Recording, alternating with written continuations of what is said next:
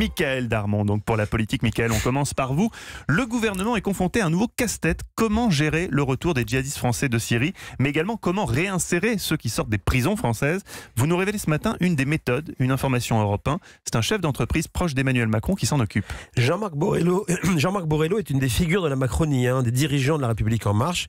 D'ailleurs, il est à la tête du groupe SOS, la première entreprise sociale européenne, 18 000 salariés, plus de 500 établissements. SOS, c'est de l'économie solidaire, un capitalisme pour l'intérêt général, avec des secteurs jeunesse, emploi, solidarité.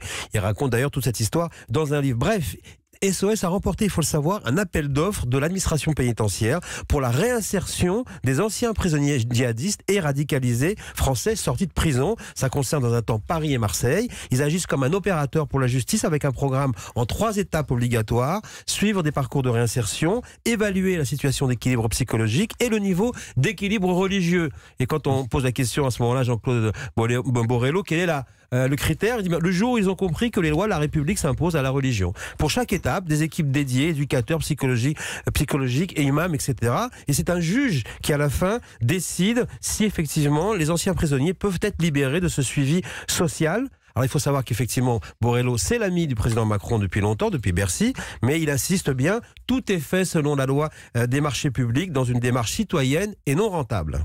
Ce dispositif inédit fait partie d'une série de mesures visant à renforcer la prévention et le renseignement dans les prisons. Oui, parce que 30 nouvelles sorties sont prévues, annoncée donc la garde des Sceaux. Et selon les décisions des spécialistes du contre-terrorisme à l'Élysée, il faut aussi se concentrer sur les prisons qui sont des foyers d'embrigadement actifs pour le djihad. Alors, il y a des nouvelles techniques de renseignement, des agents infiltrés chez les prisonniers, la mise en circulation de faux portables d'occasion, mais en fait équipés de mouchards, parce qu'une nouvelle vague de prisonniers va arriver de Syrie. L'autre grand problème de l'exécutif, il faut savoir, ce sont les enfants. Plusieurs dizaines donc vont revenir. Il faudra rescolariser des mineurs traumatisés par les violences sur le terrain, voire ayant participé eux-mêmes à des exactions. Bref, les revenants et les sortants, ce sont les 2 nouvelles populations de l'après-État islamique qui sont les 2 nouveaux défis pour l'État français.